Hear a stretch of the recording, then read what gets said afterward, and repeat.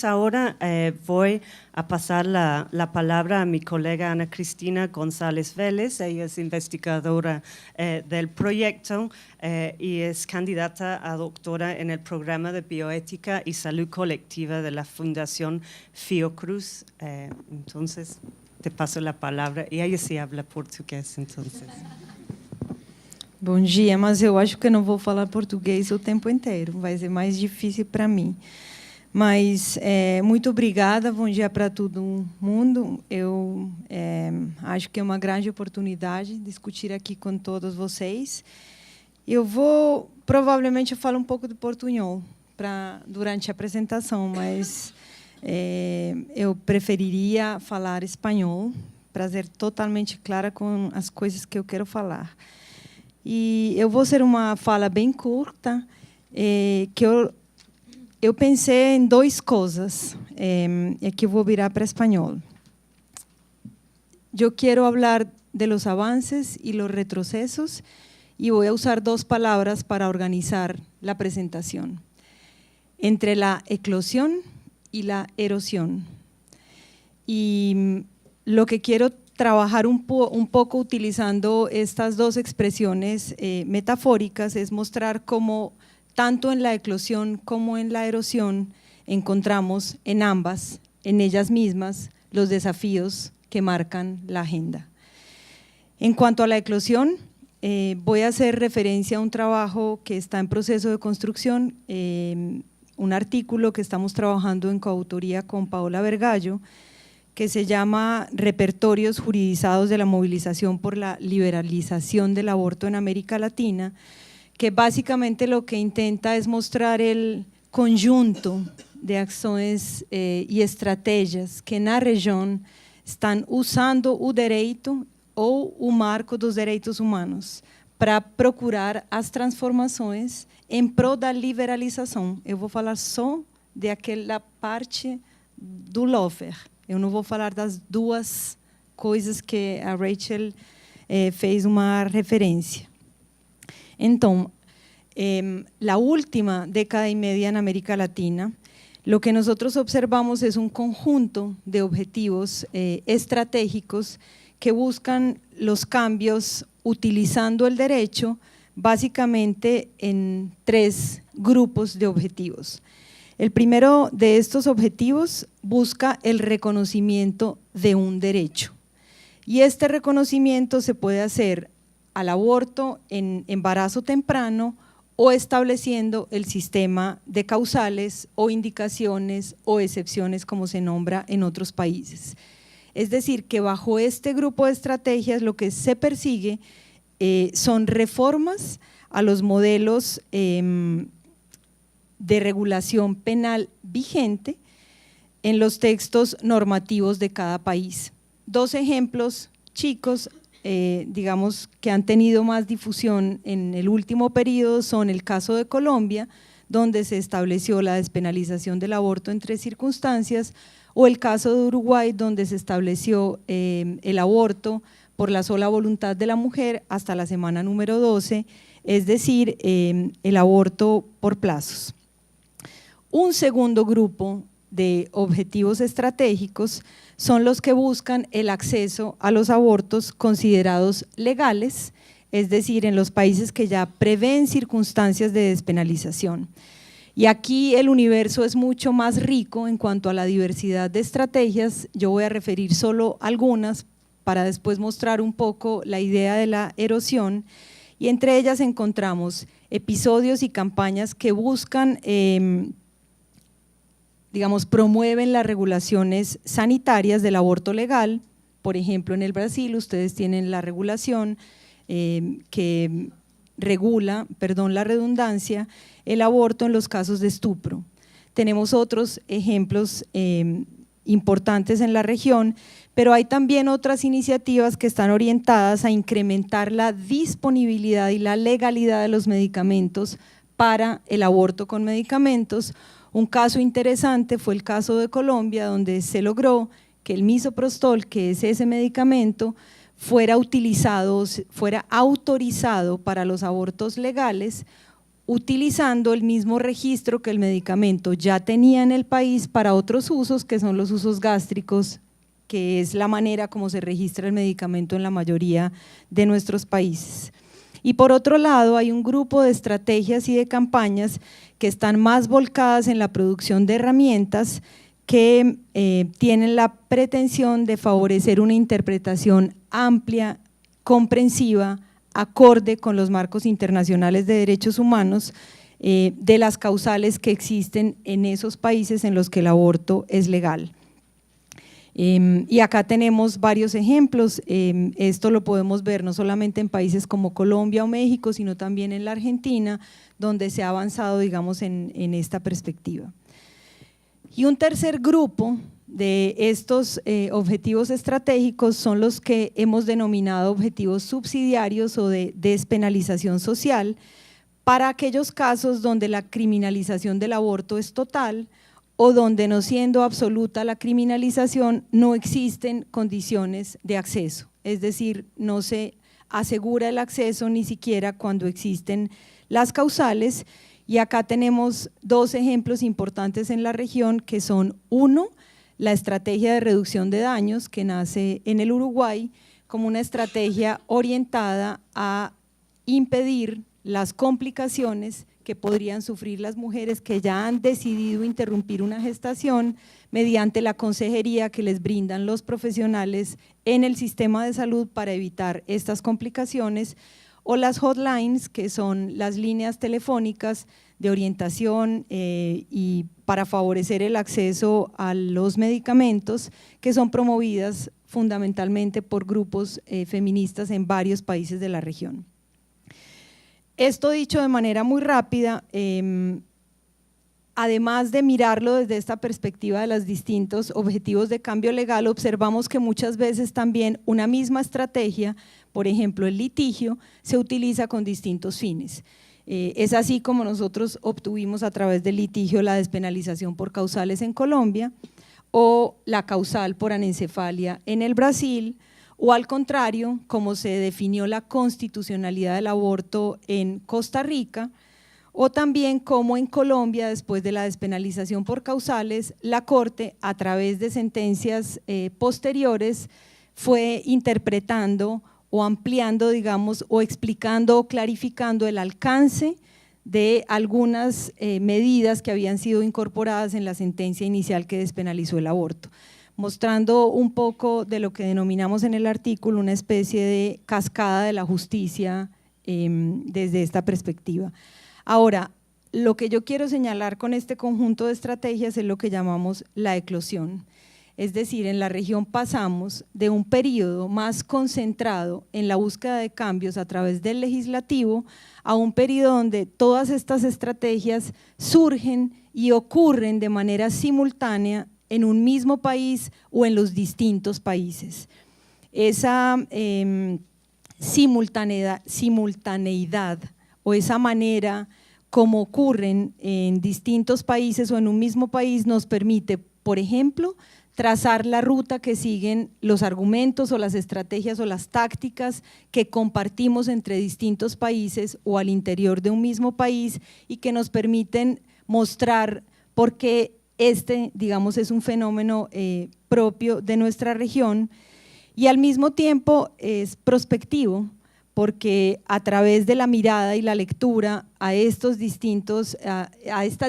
estrategias y tácticas empezamos a encontrar cuáles son los nuevos desafíos, no solamente los que nos traen los cambios que ya conseguimos, sino los que nos traen, digamos, los cambios que todavía nos falta por conseguir. Y en ese escenario es que hablo de la erosión, y me refiero a la erosión para mostrar dos cosas. Por un lado, una especie de desgaste que sufren nuestras propias estrategias, y al mismo tiempo una especie de desgaste que se ocasiona cuando, después de que hemos alcanzado o conquistado un cambio, hay una influencia externa que busca, en otros términos llamada contramovilización, retroceder o erosionar, digamos, esos cambios que han surgido. Y voy a mostrar 4 ejemplos de esta erosión. La primera, en el caso de la legalización por plazos o las causales, ha llevado a una erosión por la vía administrativa. En los tribunales administrativos se empezó, digamos, una serie de denuncias, demandas, perdón, yo no soy abogada, así que me puedo equivocar cada tanto en las palabras, soy médica, orientada a tumbar estas regulaciones, que fue el caso, por ejemplo, de toda la regulación que se hizo en Colombia después de la despenalización del aborto, o el caso más reciente, el año pasado, en el Uruguay, donde vía el Tribunal Contencioso Administrativo se derogó la regulación, particularmente buscando desregular la objeción de conciencia. Esto además muestra un elemento interesante en el caso del Uruguay,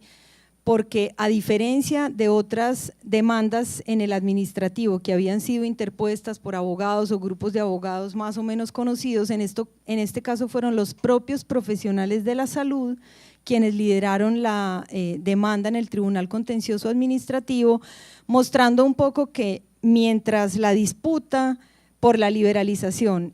en el ámbito legislativo o en las Cortes ponía en tensión los derechos de las mujeres versus la protección del feto, en este otro nivel, en este nivel de la erosión, los derechos de las mujeres otra vez están en tensión con los derechos del profesional, fundamentalmente en un escenario de no igualdad que protege la conciencia de los profesionales, pero no parece proteger de la misma manera la conciencia de las mujeres u otros derechos de las mujeres. Este es como un primer tipo de erosión que quería resaltar. Un segundo que tiene que ver también con esta tensión entre nuestros avances es el caso de México con la despenalización en el Distrito Federal, la consecuente digamos, cascada de reformas que llevaron a la protección de la vida desde la concepción en distintos estados mexicanos, profundizando, digamos, una desigualdad que traía en el país el hecho de que solamente en el Distrito Federal fuera legal el aborto. Y aquí digamos que la erosión entra por la vía de un tema más complejo, y es el de las desigualdades que se producen a veces como resultado de las mismas estrategias que hemos promovido para la liberalización. Un tercer ámbito de la erosión es el relacionado con los límites a la edad gestacional. Algunas de las reformas que se han conseguido en América Latina no incorporan una limitación expresa de la edad gestacional, es decir, no hay límite para la realización del aborto en algunos contextos, por ejemplo en el caso de Colombia. Y la limitación a la edad gestacional es una de las maneras como se ha pretendido erosionar la conquista, digamos, de los derechos. En este caso particular que estoy mencionando de Colombia, se ha buscado por varias vías que el Ejecutivo limite las semanas de edad gestacional, porque vía la reducción en las semanas de edad gestacional se limita el acceso al aborto, se reduce el periodo durante el cual las mujeres podrían acceder a un aborto legal, y de esa manera, digamos, se erosiona este derecho. Pero adicionalmente, en aquellos países donde se mantiene abierta la edad gestacional, la erosión viene por la vía de los propios profesionales de la salud que no son entrenados en nuestras facultades de medicina para realizar los procedimientos que se requiere, no tienen las habilidades técnicas y no han sido entrenados para realizar los procedimientos que se requieren en una edad gestacional avanzada. Y por último, quiero señalar uno más complejo, que es el que tiene que ver con los nuevos ámbitos interpretativos y el trabajo que hemos hecho en América Latina para ampliar la interpretación de las causales o de las indicaciones o excepciones a partir del marco de derechos humanos, y que en el caso de la causal malformación fetal nos trae, digamos, nos enfrenta a nuevos debates, porque pone en tensión la pretensión de la causal malformación fetal vis a vis las luchas de los movimientos de las personas con discapacidad, que todavía en América Latina no, pero por ejemplo en el caso de España, el Comité de Monitoreo a la Convención sobre Discapacidad hizo una recomendación para que se eliminara la causal malformación fetal. Es decir, lo que quiero mostrar un poco,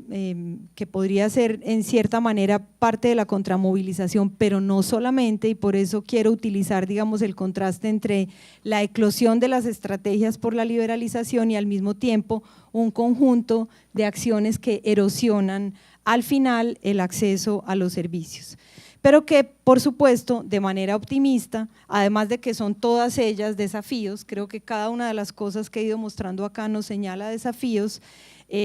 nos permite identificar por lo menos cinco ámbitos de desafío que me parece que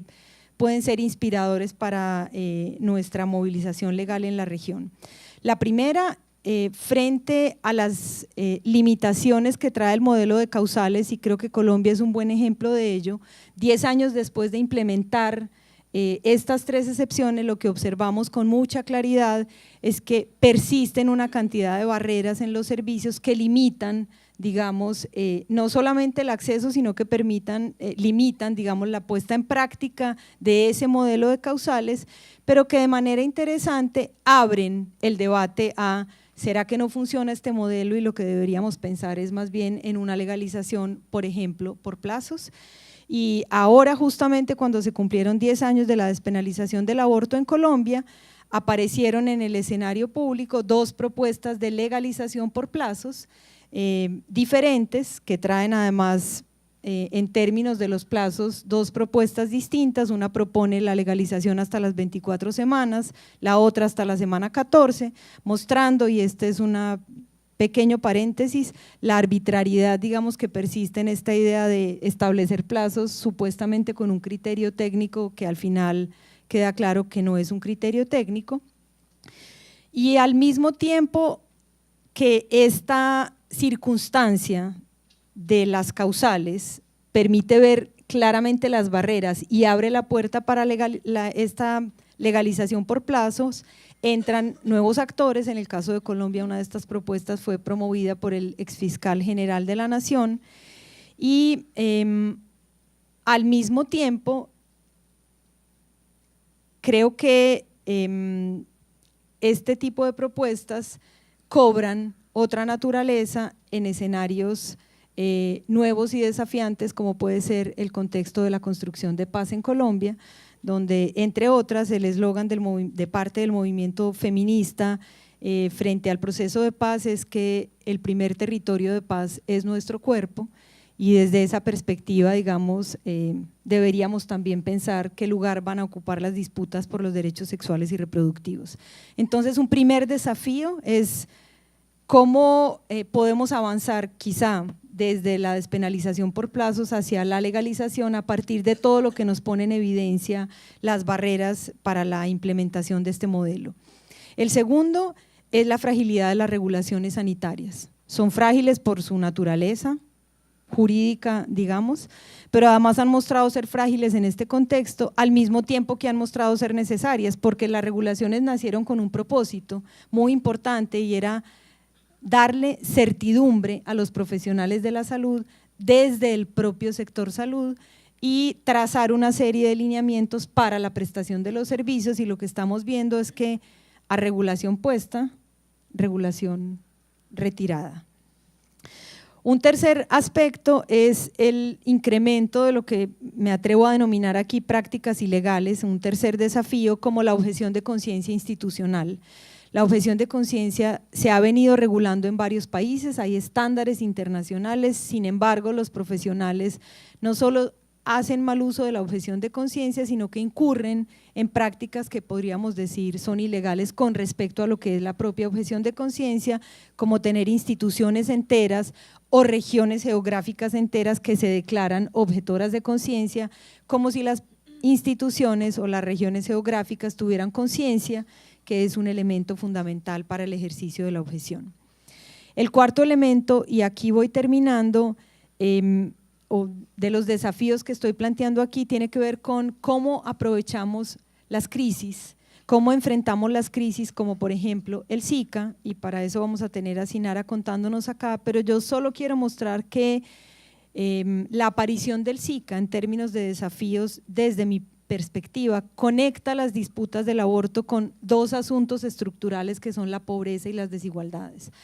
Más allá de la disputa y lo que podamos lograr para proteger a las mujeres infectadas por Zika o amenazadas por la infección, tenemos una oportunidad extraordinaria de discutir este problema en esta perspectiva, digamos, más estructural. Y por último, en términos de horizonte, creo que la eliminación del delito de los códigos penales empieza a aparecer como un desafío profundo. Pocos países en el mundo lo tienen. Hasta ahora el debate argumental ha estado atrapado por la centralidad del feto, una mirada al cuerpo de las mujeres como medio y no a ellas como un fin en sí misma, y los argumentos técnicos versus los políticos han hecho que la disputa por la autodeterminación de las mujeres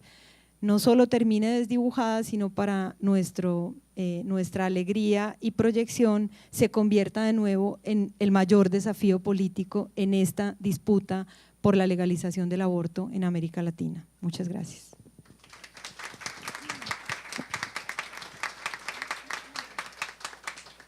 Muchísimas gracias, Ana Cristina.